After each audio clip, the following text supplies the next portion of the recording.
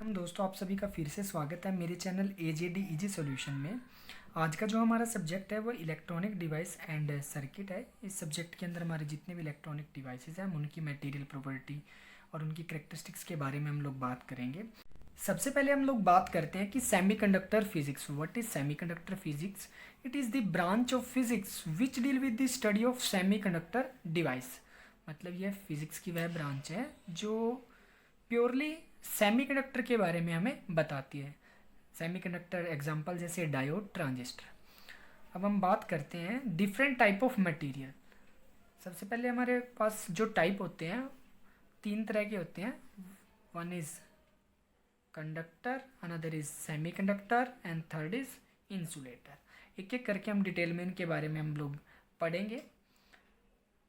उसके बाद हम बात करते हैं कि जो मटेरियल है are characterize on the basis of type of bonding. There are three type of bonding. मतलब जो मटेरियल है उसको अलग अलग कैटेगरी में हमने जो डिवाइड किया है उसकी, वो इंसुलेटर है या कंडक्टर है या सेमीकंडक्टर है, उसकी बॉन्डिंग के बेसिस पे भी उसको अलग अलग किया गया है। तो हमारे पास जो बॉन्डिंग होती है वो थ्री टाइप्स की हमारे पास जो बॉन्डिंग होती है। One is covalent bond, second is ionic bond, third is metallic bond. जो हमारा कोवलेंट बॉन्ड होता है इसके अंदर हमारा क्या होता है, एक एटम दूसरे एटम को एक कंप्लीट इलेक्ट्रॉन को ट्रांसफ़र कर देता है। और आयनिक बॉन्ड में हमारा क्या होता है कि एक एटम दूसरे एटम के साथ इलेक्ट्रॉनों की शेयरिंग करता है। और मेटेलिक बॉन्ड हमारे तब बनते हैं जब हमारे इलेक्ट्रॉन जो मेटल्स होता है हमारे उसके सरफेस के या मेटल्स के पॉजिटिव आयंस के साथ पेयरिंग करके बॉन्ड्स बनाते हैं। अभी हम जो है वो एनर्जी बैंड डायग्राम के हिसाब से हम लोग समझने की कोशिश करेंगे कि कंडक्टर, इंसुलेटर और सेमीकंडक्टर में क्या डिफरेंस है। तो एनर्जी बैंड डायग्राम में क्या होता है कि एक हमारा वैलेंस बैंड होता है, दूसरा हमारा कंडक्शन बैंड होता है। और वैलेंस बैंड और कंडक्शन बैंड के बीच का जो गैप होता है उसको हम बोलते हैं forbidden energy gap. Valence band में हमारा क्या होता है, इनिशियल में जितने भी हमारे इलेक्ट्रॉन होते हैं वो वैलेंस बैंड में प्रेजेंट होते हैं। अब जब हम इलेक्ट्रॉन को कुछ एक्सटर्नल फील्ड प्रोवाइड करते हैं या कुछ एनर्जी हम लोग उसको प्रोवाइड करते हैं तो इलेक्ट्रॉन एक्साइट होने के बाद कंडक्शन बैंड में पहुंच जाते हैं।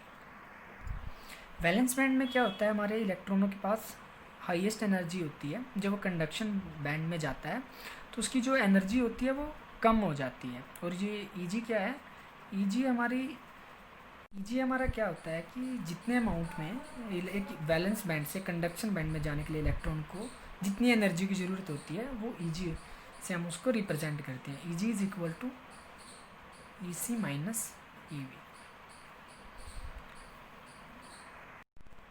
EG is the energy required to break the bond, it is the energy required to make bounded electron and unbounded one. It is the energy required to make an electron transition from valence band to conduction band. अब हमारे जो ये energy है वो depend करती है कि forbidden energy gap हमारा कितना है। तो इस फॉरबिडन एनर्जी गैप के बेसिस पे ही हमारे इंसुलेटर, सेमीकंडक्टर और कंडक्टर के बीच में हमने डिफ्रेंशिएट किया है।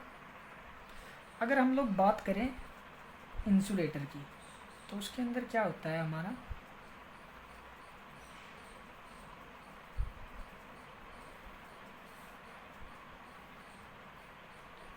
ये जो हमारा वैलेंस बैंड है और जो कंडक्शन बैंड है इनके जो बीच का गैप है, वह 5 electron volt to 9 electron volt होता है। इसमें क्या होता है, अगर हमारा gap 5 electron volt to 9 electron volt है तो हमारा एक जो भी वैलेंस इलेक्ट्रॉन है उसको कंडक्शन बैंड में जाने के लिए इतनी एनर्जी मिनिमम ज़रूरत पड़ेगी, जो कि हम पर इलेक्ट्रॉन को इतनी एनर्जी हम लोग प्रोवाइड नहीं कर सकते। तो इसलिए जो हमारे इलेक्ट्रॉन है वो वैलेंस बैंड से कंडक्शन बैंड में कभी भी नहीं जाएंगे, जो वो हमारे वैलेंस बैंड से कंडक्शन बैंड में जाएंगे नहीं। तो इस तरह के जितने भी हमारे मटेरियल हैं उनको हम इंसुलेटर बोलते हैं। अब उसके बाद जो हमारे सेमीकंडक्टर होते हैं उनमें क्या होता है,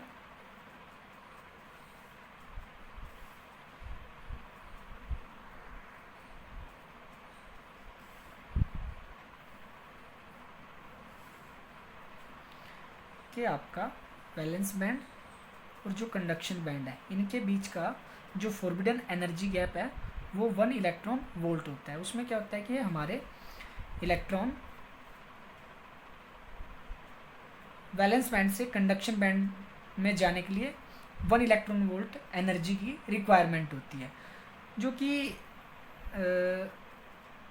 हमें ईजिली दे भी सकते हैं।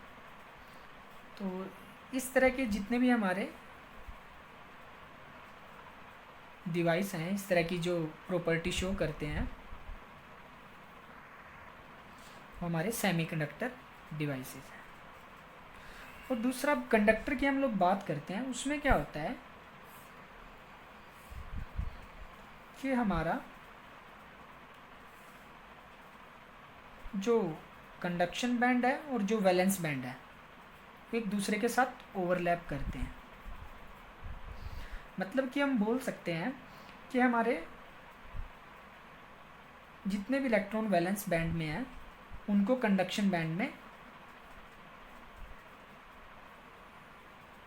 ईजिली भेजा जा सकता है, या हम ये बोल सकते हैं कि वह कंडक्शन बैंड में ही होते हैं। तो उससे क्या होता है कि हमें उनको एक्सटर्नल एनर्जी प्रोवाइड करने की कोई ज़रूरत नहीं है। तो इससे वो क्या होता है कि हमारी जो मैक्सिमम कंडक्शन है वो हो जाती है। सेमीकंडक्टर के केस में है क्या होता है कि हम कितने नंबर ऑफ़ इलेक्ट्रॉन को हम एनर्जी प्रोवाइड कर रहे हैं उसके हिसाब से हम लोग उसकी कंडक्शन या उसका जो उसकी इंसुलेटिंग प्रॉपर्टी है हम उसको चेंज कर सकते हैं। हम उसको कंडक्टर भी बना सकते हैं, हम उसको इंसुलेटर भी बना सकते हैं यूजिंग डोपिंग। एक बात और होती है इसमें, क्या जितनी एनर्जी की रिक्वायरमेंट एक इलेक्ट्रॉन को वैलेंस से कंडक्शन बैंड में जाने के लिए ज़रूरत पड़ती है, कई बार वो हमें टेम्परेचर की वजह से भी मिल जाती है। तो अब हम उसकी कैलकुलेशन करते हैं कि हमें मिनिमम कितनी एनर्जी की रिक्वायरमेंट होती है एक इलेक्ट्रॉन को वैलेंस बैंड से कंडक्शन बैंड में ले जाने के लिए इन case of germanium and silicon. जो हमारा चार्ज कैरियर जनरेशन है सेमीकंडक्टर के अंदर वो मेनली डिपेंड करता है राइजिंग टेम्परेचर पर। तो हम अभी जो कैलकुलेशन ईजी कैलकुलेट करने के लिए हमारे पास एक स्टैंडर्ड फार्मूला है जो है easy not minus beta into में टी। अभी हम जर्मेनियम के केस में हम लोग बात करते हैं तो ईजी जो हमारा होता है वो बैंड गैप 0.78 इलेक्ट्रॉन वोल्ट होता है, और जो बीटा की वैल्यू हमारे पास होती है वो 2.23 इंटू 10⁻⁻⁴ होती है। और सिलिकॉन के केस में हमारा जो एनर्जी बैंड गैप होता है वो 1.21 इलेक्ट्रॉन वोल्ट होता है, और जो बीटा की वैल्यू होती है हमारे पास होती है 3.6 इंटू 10⁻⁻⁴ इंटू में टी। अभी जो टेम्परेचर है वो हम यहाँ पे रूम टेम्परेचर लेके चलेंगे जिसकी वैल्यू 373 केल्विन हमारे पास होती है। अगर हम इसकी कैलकुलेशन करें तो in case of germanium 0.78 minus 2.23 10⁻⁻⁴ into 373 is equal to, ये सॉल्यूशन करने के बाद आपके पास आता है 7018 इलेक्ट्रॉन वोल्ट। अगर हम सिलिकॉन की बात करते हैं तो उसके केस में आता है 36 इंटू 10⁻⁴ इंटू 373।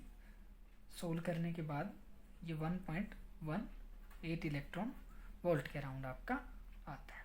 तो इतनी एनर्जी की रिक्वायरमेंट होती है किसी भी इलेक्ट्रॉन को वैलेंस बैंड से कंडक्शन बैंड में जाने के लिए, जर्मेनियम के केस में 0.701 इलेक्ट्रॉन वोल्ट और सिलिकॉन के केस में 1.18 इलेक्ट्रॉन वोल्ट। अब हम बात करते हैं तीनों की प्रॉपर्टी पे, कंडक्टर, इंसुलेटर एंड सेमीकंडक्टर की। सबसे पहली जो हमारे पास प्रॉपर्टी है वो है resistivity. In case of conductor जो रेजिस्टिविटी होती है वो 10⁸ ओम पर सेंटीमीटर होती है। इंसुलेटर के केस में ये होती है 10⁻12 ओम पर सेंटीमीटर।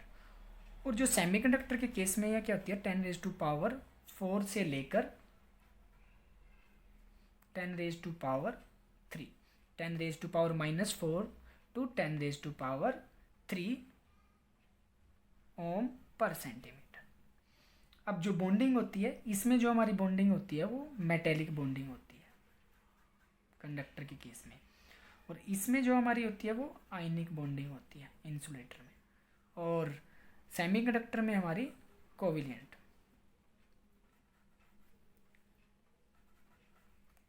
बॉन्डिंग हमारी होती है। इसमें जो एनर्जी गैप होता है कंडक्टर के केस में वो तो होता ही नहीं, कि आपने देखा भी था कि जो उसका वैलेंस बैंड है कंडक्शन बैंड के साथ ओवरलैप कर रहा था। इसमें जो हमारा एनर्जी गैप है वो अराउंड 6 इलेक्ट्रॉन वोल्ट होता है, और सेमीकंडक्टर के केस में वह 1 इलेक्ट्रॉन वोल्ट होता है। और इसमें जो चार्ज कैरियर है वो इलेक्ट्रॉन होते हैं, और इसमें कोई चार्ज कैरियर नहीं होता। सेमीकंडक्टर के केस में हमारा जो करंट है वो इलेक्ट्रॉन और होल दोनों की वजह से फ्लो होता है। अब हम बात करते हैं टेम्परेचर कोफिशिएंट ऑफ रेजिस्टिविटी। इसका मतलब क्या होता है, अगर हमारा टेम्परेचर राइज हुआ तो उससे क्या होगा, हमारी रेजिस्टिविटी इसमें क्या होगी, वो भी बढ़ेगी, इंक्रीज होगी। इसका मतलब कैसे, इसमें क्या होता है कि इनिशियल में जैसे ही कंडक्टर का टेम्परेचर बढ़ता है तो उसके जितने फ्री इलेक्ट्रॉन थे वो इनिशियल स्टेज में ही फ्री हो जाते थे। मतलब हम बोल सकते हैं कि उसकी इनिशियल स्टेज में मैक्सिमम इलेक्ट्रॉन फ्री हो जाते हैं, चाहे टेम्परेचर कितना भी हम लोग बढ़ाएं तो उसका इफ़ेक्ट बाद में नहीं पड़ेगा। मतलब कि अगर हम टेम्परेचर को बढ़ाते हैं तो उसकी वजह से हमारे मेटेलिक बॉन्ड्स बनते हैं, और हम बोल सकते हैं कि जो रेजिस्टेंस है वो हमारा बढ़ना शुरू हो जाता है। तो हम लोग बोल सकते हैं कि यह पॉजिटिव टेम्परेचर कोफिशिएंट होता है। मतलब अगर टेम्परेचर बढ़ेगा तो इसकी रेजिस्टिविटी भी क्या होगी, यहाँ पे हम रेजिस्टिविटी वो भी क्या होगी, बढ़ेगी। और इस केस में तो कुछ होता ही नहीं। इसमें क्या होता है, इसका रिवर्स होता है।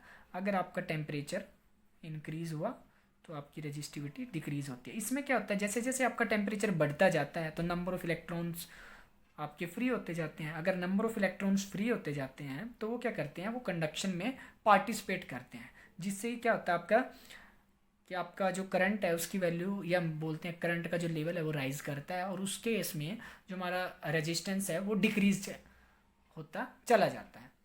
या हम ये भी बोल सकते हैं कि जैसे जैसे टेम्परेचर बढ़ेगा उस ही केस में हमारी क्या कंडक्शन बढ़ेगी, और जहाँ कंडक्शन बढ़ती है तो वहाँ पे रेजिस्टिविटी हमारी ऑब्वियस सी बात है कम होती है। टर्म हमारे पास होती थी डाइलेक्ट्रिक और इंसुलेटर के बीच डिफरेंस क्या होता है, होता दोनों सेम ही है, होते दोनों इंसुलेटर ही हैं। अगर हम इंसुलेटर को इंसुलेशन पर्पस से यूज़ करते हैं तो वो इंसुलेटर होता है।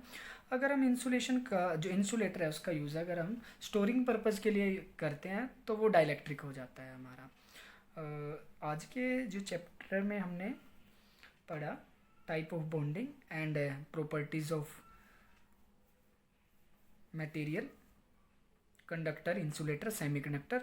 जो नेक्स्ट हमारी वीडियो होगी उसमें हम डिटेल से सेमीकंडक्टर के बारे में पढ़ेंगे, उसके टाइप एंड उसकी बॉन्डिंग, उसका स्ट्रक्चर, और जो भी उसकी डिटेल है वो नेक्स्ट वीडियो में हम लोग करेंगे। Thank you.